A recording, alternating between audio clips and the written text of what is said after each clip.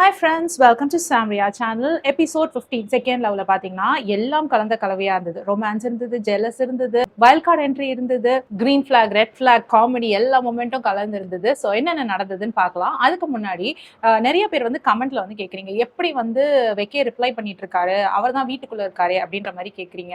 உங்களை நிறைய பேருக்கு தெரிஞ்சிருக்கும்னு நினைக்கிறேன். பிக் பாஸ் மாதிரி லைவ் ஷோ கிடையாது. பிக் பாஸே வந்து ஒரு நாள் 2 நாள் தள்ளி தான் நம்மளுக்கு காட்டுறாங்க. அதுவுமே வந்து ப்ரீ ரெக்கார்டட் ஷோ தான். பட் கண்டஸ்டன்ஸ் உள்ள இருக்கும் போது தான் நம்ம காட்டுவாங்க. ஒரு 2 நாள் முன்னாடி தான் முடியும்னு வச்சுக்கோங்களேன். பட் இங்க பாத்தீங்கன்னா இது already pre recorded show. Shoot எல்லாம் முடிஞ்சு எல்லா கண்டஸ்டன்ஸும் வீட்டுக்கு போயாச்சு. ஸோ நம்ம ப்ரீ ரெக்கார்டட் ஷோவை தான் பார்த்துட்டு இருக்கோம். அதனால இது லைவ் ஷோ கிடையாது. அதனால எல்லா கண்டஸ்டன்ஸும் வெளியில தான் இருக்காங்க. அவங்க வந்து ரிவ்யூஸ் பாக்குறாங்க இல்லையா, ஸோ அவங்க வந்து கமெண்ட் பண்றாங்க. ரீசெண்டா எனக்கு வீணா கூட வந்து இன்ஸ்டாகிராம்ல வந்து மெசேஜ் பண்ணியிருந்தாங்க. ரொம்ப ஹாப்பியா இருந்தது. எனக்கு போறதே என்னமோ ஒரு 1000 வியூ 2000 வியூ தான். அதுலயுமே வந்து கண்டஸ்டன்ஸ் இவ்வளவு பேர் வந்து ஆர்வமா பார்த்து அது வந்து ஜென்யூனா வந்து கமெண்ட் பண்ணி நீங்க நல்லா பண்றீங்க அப்படின்னு சொல்லும் பொழுது ரொம்ப மோட்டிவேட்டடா இருக்கு. நல்லா பண்ணணும் அப்படின்னு தோணுது இன்னமும். So thanks for that. Thank you Veena. இந்த வீடியோ மூலமா உங்களுக்கு நான் ஒரு பிக் ஹாய் அண்ட் தேங்க்ஸ் சொல்லிக்கிறேன். ஸோ நம்ம ரிவ்யூக்குள்ள போலாம். இந்த எபிசோட் ஸ்டார்டிங்லேயே வந்து பாட்ரி அண்ட் பேக்கிங் டாஸ்க் வச்சு தான் ஆரம்பிச்சாங்க. பாட்ரிக்கு பார்த்தீங்கன்னா வெக்கே, பிரியங்கா, நேஹா, தேஜஸ் அண்ட் சிந்துரி இவங்க வந்து சோலோ டேட் போனாங்க.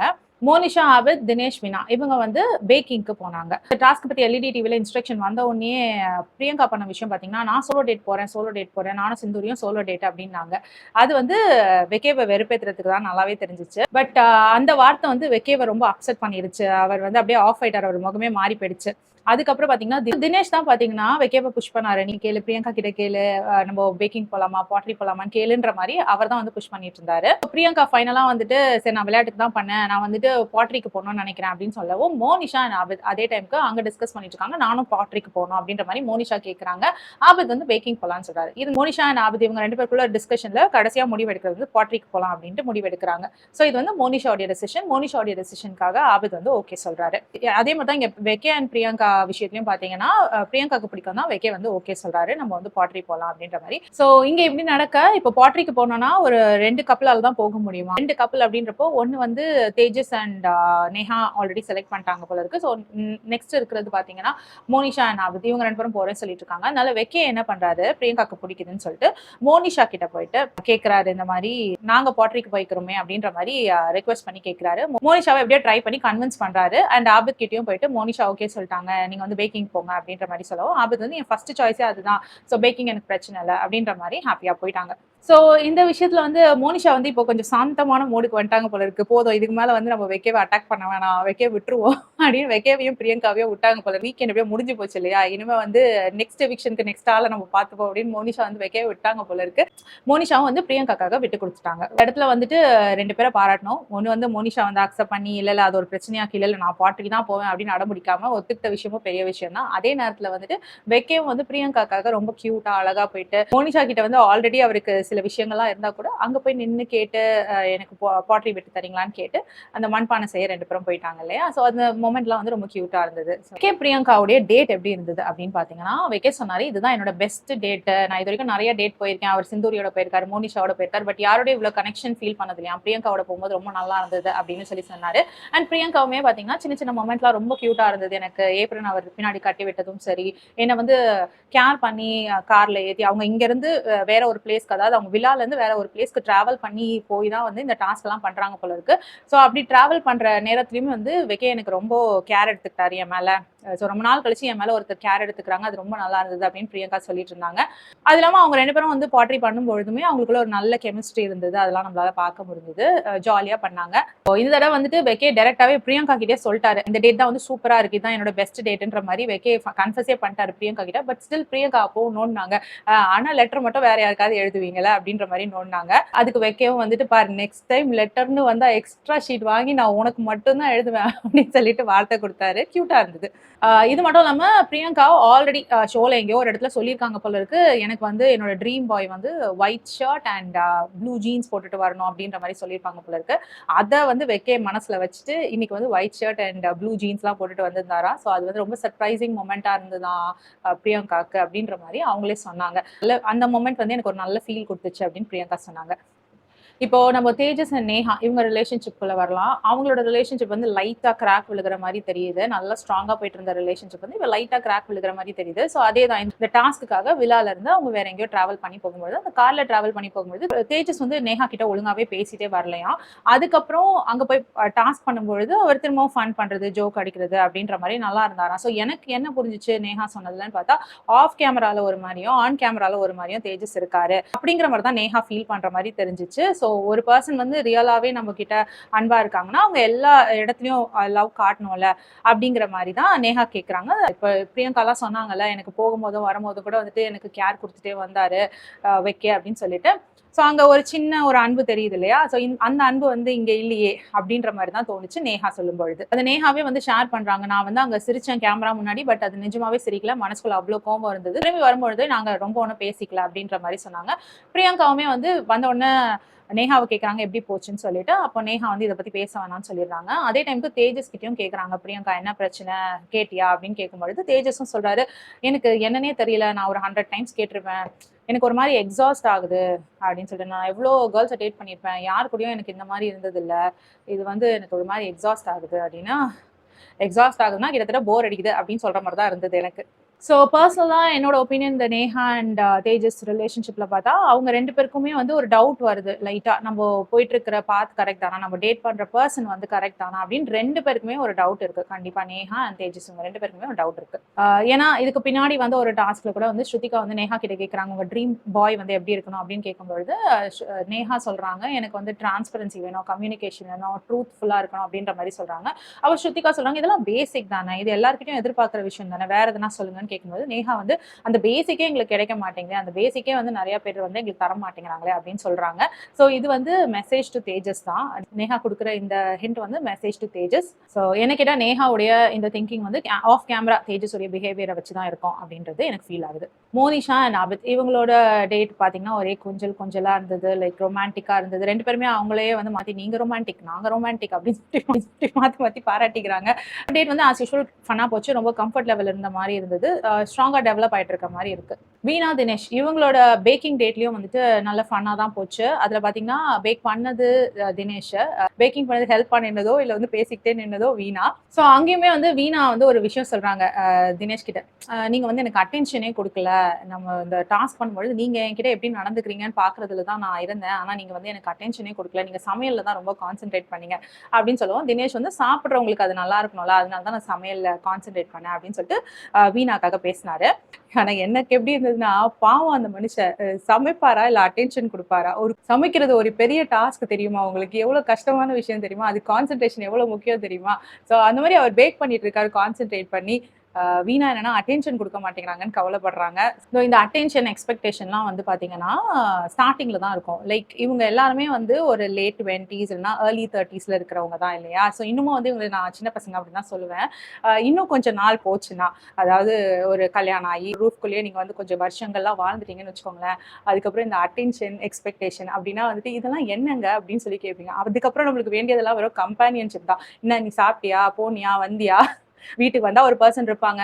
நம்ம எங்கேயாவது தொலைஞ்சு போயிட்டோம்னா நீ தொலைஞ்சிட்டியா அப்படின்னு கேட்கறது, இவங்க தொலைஞ்சிட்டாங்கப்பா கம்ப்ளைண்ட் கொடுக்கணும் அப்படின்னு சொல்றதுக்காக ஒருத்தர் வீட்டுல இருப்பாங்க. ஸோ அந்த ஒரு கம்பானியன்ஷிப் மட்டும் தான் நம்ம எதிர்பார்ப்போமே தவிர, இந்த அட்டென்ஷன் இருந்துச்சா என் மேல, நீ என்ன பாத்தியா, என்ன ரசிச்சியா, இதெல்லாம் வந்து ஸ்டார்டிங்ல மட்டும்தான், போக போக புரிஞ்சுப்பீங்க. ஸோ சிந்தூரி வந்து சோலோ டேட் பண்ணிட்டு இருந்தாங்க. அவங்க டேட் நடுவுலயே பார்த்தீங்கன்னா ஆர்ஜே பிராவோ வந்து இனிமேல் நீங்கள் சோலோ டேட் போக வேணாம் அப்படின்னு வந்து உட்கார்ந்தாரு. ஸோ ஆர்ஜே பிராவோ வந்தது வந்து சிந்தூரிக்கு வந்து சர்ப்ரைஸா இருக்கிறத விட என்னடா யாடா இது எதுக்குடா வந்தாங்க அப்படின்ற ஃபீல் தான் கொடுத்துச்சு. ஏன்னா அவங்க பேசினதெல்லாம் அப்படிதான் இருந்தது.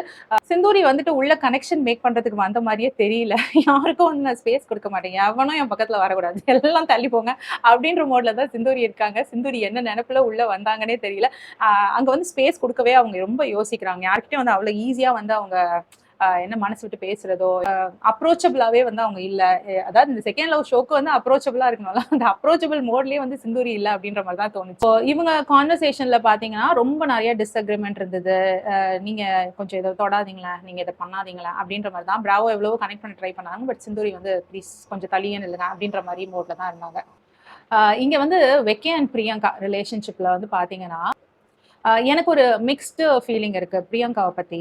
பிரியங்கா எப்பவுமே வெக்க கிட்ட சொல்ற ஒரு விஷயம் என்னன்னா, நீங்க என்ன செகண்ட் ஆப்ஷனா பாக்குறீங்க, மத்தவங்கள பொறாமப்பட வைக்கிறதுக்காக என்ன யூஸ் பண்றீங்க அப்படி இப்படின்னு அவங்க சொல்லுவாங்க இல்லையா. இன்னைக்கு பிரியங்கா செஞ்ச சில விஷயங்களை பார்க்கும் பொழுது அவங்களும் அதே தான் செய்யறாங்க வெக்கேக்கு அப்படின்ற மாதிரி தோணுச்சு. நிறைய இடங்கள்ல வெக்க வெறுப்பேற்றுறதுக்காக நான் சிங்கிள்னு சொல்லி சொன்னதும், ஒரு மனுஷன் ஓப்பனா ஃபீலிங்கை சொல்லியாச்சு, நான் எனக்கு ஒன்னதான் பிடிச்சிருக்கு, நான் கூட தான் டேட் பண்ண விரும்புறேன்னு ஓப்பனாவே சொல்லிட்டாரு. சொன்ன பிறகும் நான் சிங்கிள் பா அப்படின்னு டேட்டுக்கு போயிட்டு வந்தோம். பிராவோ உள்ள வந்த உடனே பிராவோ கிட்டயும் அவங்க சொல்றாங்க, நான் சிங்கிள் பா அப்படின்னு சொல்றாங்க. அதே மாதிரி பிராவோ கூப்பிட்டு பக்கத்துல உட்கார வச்சு வெறுப்பேத்துறாங்க. சோ எனக்கு என்ன தோணுச்சுன்னா, பிரியங்கா ஒரு கம்ப்ளைண்ட்டை சொன்னாங்க வெக்கே மேல. இதெல்லாம் பண்ணா வந்து எனக்கு கஷ்டமா இருக்கு, என்ன செகண்ட் சாய்ஸா பாக்குறதும், என்ன வந்துட்டு வச்சு வெறுப்பேத்துறதும் எனக்கு ரொம்ப கஷ்டமா இருந்தது அப்படின்னு சொன்னாங்க. ஸோ அதே விஷயத்த நீங்க இன்னொருத்தருக்கு செய்யலாமா அப்படிங்கிறது தான் என்னோட கொஸ்டின். நமக்கு ஒரு விஷயம் கஷ்டமா இருக்குன்னா அதே தானே அடுத்தவங்களுக்கும் அப்படின்றது எனக்கு ஃபீல் ஆச்சு. அதுவும் அந்த மனுஷன் ஓப்பனாவே சொல்லியாச்சு. சொன்ன பிறகும் நீங்க அவரை வச்சு செய்யறது நியாயமா அப்படின்னு தோணுச்சு. அதை ஓப்பனாவே பிரியங்காவும் சொல்றாங்க, என்கிட்ட மாட்டினால அவனை நான் வச்சு செய்யற பாரு அப்படின்னு தான் சொல்றாங்க. பட் அந்த மாதிரி விஷயத்துக்காக நீங்க ஃபீல் பண்ணியிருக்கீங்கன்ற பொழுது அதை வந்து உங்களுக்கு பிடிச்ச ஒரு பர்சனுக்கே கொடுக்கலாமா அதே ஃபீலை அப்படிங்கிறது தான் என்னோட கொஸ்டின். ஆனா வறுத்தெடுக்கிறாங்கப்பா அந்த பொண்ணுங்கெல்லாம் பசங்களை, பாவம் பசங்க. வந்து டாஸ்க் கொடுக்கறதுக்காக உள்ள வந்தாங்க. அப்போ பிராவோ பேசிக்கலி இன்ட்ரடியூஸ் பண்ண வைக்கிறதுக்காக வந்தாங்க. அண்ட் பிராவோ வந்துட்டு பொண்ணுங்களை பத்தி என்ன நினைக்கிறாங்க அப்படின்னு கேட்கும்போது அவர் சிந்தூரியை மட்டும் பார்த்து, சிந்தூரியில் எல்லாருக்குமே ஒன்னொன்னு சொன்னாரு. அந்த சிந்தூரிக்கு பார்த்தா வந்து த்ரிஷா மாதிரி, இந்த சம்திங்ல வர த்ரிஷா மாதிரி ஸ்டார்டிங்ல வந்து ஜெயம் ரவிக்கும் த்ரிஷாக்கும் சண்டையில தான் ஆரம்பிக்கும், அப்புறம் எண்டிங்ல சூப்பரா முடியும். ஸோ அந்த மாதிரி எங்க ரிலேஷன்ஷிப் போகுது அப்படின்ற மாதிரி அவர் சொன்னாரு. ஆனா சிந்தூரிக்கு பெருசா அதுலயும் உடன்பாடு இருக்கிற மாதிரி தெரியல, பட்டுப்படாம தான் இருந்துக்கிறாங்க. அது மட்டும் இல்லாம பிராவோ வந்துட்டு ரொம்ப தெளிவா இருக்காரு இந்த ஷோவை பொறுத்த வரைக்கும். நேஹா கிட்ட பேசுறாரு. நேஹா வந்து அவருக்கு முன்னாடியே தெரியுமா, 2 இயர்ஸ்க்கு முன்னாடியே தெரியுமா. ஸோ அதனால அவங்க கிட்ட கொஞ்சம் அவர் பேச ட்ரை பண்றாரு. நேஹா கிட்ட தனியா பேசுறாரு. பேசும்பொழுது சிந்தூரியை பத்தி தான் கேட்கிறாரு. சிந்தூரி ஏன் இப்படி கனெக்ட் ஆக மாட்டேங்கிறாங்க, அவங்க டேட்ஸ் போயிருக்காங்களா அப்படின்னு அவங்கள பத்தி தான் கேட்கறாங்க. கேட்கும் பொழுதே நேஹா கிட்ட அவர் ஒரு விஷயத்த தெளிவா சொல்றாரு. ஆக்சுவலா வந்து கனெக்ஷன் இல்லாம இருக்கவங்க கிட்ட வந்துட்டு ரிலேஷன்ஷிப் மேக் பண்றது ஈஸியா இருக்கும். சிங்கிளா இருக்கவங்க கிட்ட ரிலேஷன்ஷிப் மேக் பண்றது ஈஸியா இருக்கும். ஆனா இங்க என்னன்னா, நான் அந்த மாதிரி பர்சன் கிடையாது அப்படின்னு சொல்லிட்டு போயிட்டாரு. ஸோ நான் என்னனாலும் பண்ணுவேன் அப்படின்ற மாதிரி சொல்லிட்டு போயிட்டாரு. ஸோ எனக்கு என்ன மெசேஜ் புரிஞ்சிச்சு அப்படின்னா, எனக்கு ஒருத்தரை பிடிச்சிருந்ததுன்னா, நான் அவங்க வந்து ஆல்ரெடி டேட் யாரையாவது பண்ணிட்டு இருந்தா கூட அந்த அந்த ரிலேஷன்ஷிப்ல கூட நான் நுழைஞ்சு போய் எனக்கு வேணும்னா அதை நான் எடுத்துப்பேன் அப்படின்ற மாதிரி தான் சொல்றாரு. ஸோ விச் மீன்ஸ் ஆல்ரெடி கனெக்டடா இருக்கவங்களை கூட நான் ட்ரை பண்ணுவேன், எனக்கு பிடிச்சிருந்ததுன்னா நான் ட்ரை பண்ணுவேன், அவங்க கிட்ட அப்ரோச் பண்ணி பார்ப்பேன் அப்படின்ற மாதிரி அவர் சொல்ற மாதிரி தான் தெரிஞ்சிச்சு. இந்த மெசேஜ் வந்து நேஹாக்கா இல்லைன்னா வந்து ஆடியன்ஸ்கா அப்படின்றது தெரியல. பர்டிகுலரா நேஹாக்கா அப்படின்னா இனிமே வந்து வர போற எபிசோட்கள் வந்து ரொம்ப சுவாரஸ்யமா இருக்கும் அப்படின்னு தெரிய வருது. எபிசோட்ல வந்து ஒரு ஃபன் மொமெண்ட் அப்படின்னு பாத்தீங்கன்னா வந்து பிரியங்கா வெக்கே கிட்ட கேட்பாங்க, நீங்க வந்து என்னோட பிடிக்காத கேரக்டர் சொல்லுங்க அப்படின்ட்டு. அதுக்கு வெக்கே எக்ஸ்பிளைன் பண்ணுவாரு. அதாவது ஒருத்தன் வந்து உன்னை ரீச் பண்றது ரொம்ப ஈஸியா தான் இருக்கும், நான் நீ என்ன பண்ணுவேன், நான் நடுவில் ஒரு குழி தோண்டி வச்சுப்பேன், அதனால அவனை சுத்தல்ல விடுவேன், இங்க அங்க அங்க இங்கன்னு போயிட்டு அப்புறம் இங்க வந்து பக்கத்துல என்னன்னா வண்டியா வா அப்படின்ற மாதிரி பாப்பேன், ஏன் அப்படி சுத்தல்ல விடுற அப்படின்ற மாதிரி அவர் கேட்பாரு. ஸோ அதுதான் வந்து பிரியங்கா கேரக்டர்னு அவர் சொல்றாரு. யோசிச்சு பார்த்தா கிட்டத்தட்ட ஆமா கரெக்ட் தான் அப்படின்ற மாதிரி தோணுது. பிரியங்கா வந்து நேரா வந்து சொன்னாலும் அதெல்லாம் நான் ஏத்துக்க மாட்டேன், நீ வா நீ சுத்து என்ன சுத்து அப்படின்னு பயங்கரமா சுத்தல்ல விடுறாங்க. அது வந்து கிளியராகவே தெரியுது. பிரியங்கா வந்து ஒவ்வொரு இடத்துலையும் அப்படியே டெஸ்ட் பண்ணிட்டே இருக்கிற மாதிரி இருக்கு. பிரியங்கா மட்டும் இல்லை, இங்க இருக்கிற நிறைய பொண்ணுங்களே வந்து அப்படிதான், நான் ஜென்ரலா கேர்ள்ஸே அப்படிதான் எல்லா விஷயத்தையும் டெஸ்ட் பண்ணி பார்த்துட்டே இருப்போம். ஸோ அதை தான் வந்து உள்ள இருக்க பெண்களும் பண்றாங்க. ஒன்றும் மாத்தி பண்ணல, எல்லா பெண்களும் பண்றதை தான் பண்றாங்க. அதை பார்க்கும்பொழுது அடடா நம்மள மாதிரி கேரக்டராகவே இருக்கே அப்படி பார்க்கும்பொழுது இன்னும் கொஞ்சம் சிங்க் ஆகுது. பட் அதெல்லாம் இன்னும் போக போக ரிலேஷன்ஷிப்குள்ள போய் பல வருடங்கள் ஆனோன்னு உங்களுக்கே புரியும், இதெல்லாம் நம்ம ஏன்டா பண்ணோம் அப்படின்ற மாதிரி. அது உங்களுக்கு போக போக புரியும்.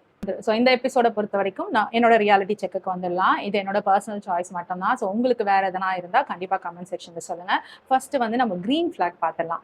கிரீன் ஃபிளாக் பார்த்தீங்கன்னா வெக்கே மோனிஷாக்கும் அவருக்குமே வந்து சில டிஸ்அக்ரிமெண்ட்ஸ்லாம் இருக்குல்ல, இருந்தாலுமே வந்து பிரியங்காக்காக மோனிஷா கிட்ட போய் கேட்டது ரொம்ப கியூட்டா இருந்தது. பாட்ரிக்கு விட்டு கொடுக்குறீங்களா அப்படின்னு கேட்டது வந்து ரொம்ப கியூட்டா இருந்தது. ஸோ எல்லா விஷயத்தையும் தள்ளி வச்சுட்டு பிரியங்காக்காக போய் அவர் பண்ணது வந்து சூப்பரா இருந்தது. So that's a green flag moment.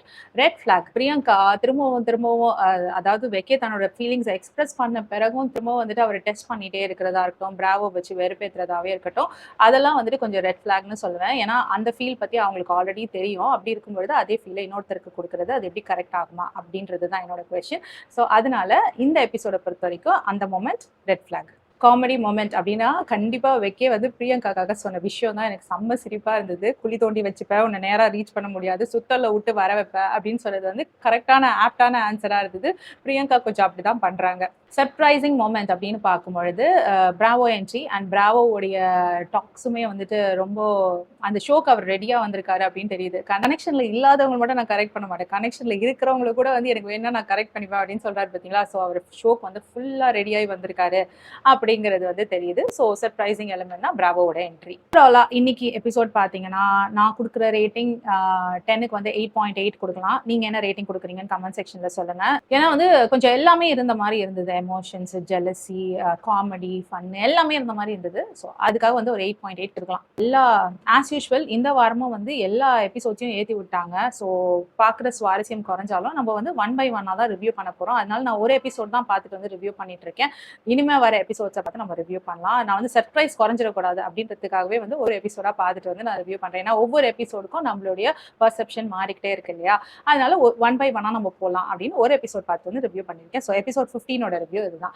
இந்த வீடியோ உங்களுக்கு பிடிச்சதுன்னா please like, share and subscribe. உங்களுக்கு மாற்று கருத்து இருந்தாலும் அதை கமெண்ட் செக்ஷன்ல சொல்லுங்க. படிக்க ஆர்வமா இருக்கேன். வேற ஒரு எபிசோட்ல மீட் பண்ணலாம். Until then, it's bye from Jemima. Take care.